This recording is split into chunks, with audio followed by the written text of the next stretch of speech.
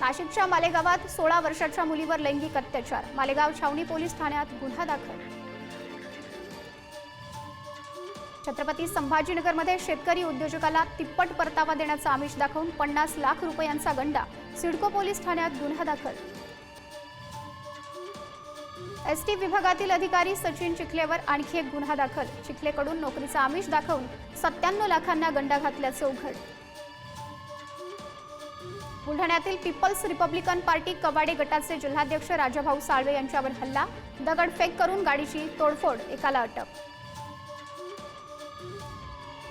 अमरावती शहरात गवळीपुरा भागात पोलिसांची धाड, कारवाईत मोठा शस्त्रसाठा जप्त, 6 तलवारी, 11 चाकू, कोयते यासह 1,30,000चा मुद्देमाल जप्त।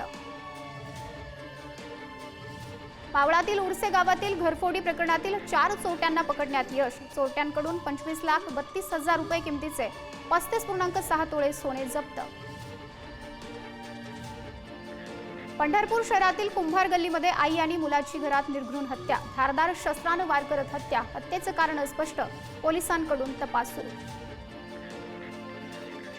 पुण्यातील आंबेगाव पठार परिसरात 50 लाख रुपये असलेली बॅग पळवली, चोरीमुळे स्थानिक नागरिकांमध्ये भीतीचे वातावरण। सोलापूरच्या विंचूरमध्ये 18 वर्षीय महाविद्यालयीन तरुणीने गळफास घेऊन संपवले जीवन, आत्महत्येचे कारण अद्याप अस्पष्ट। Thank you.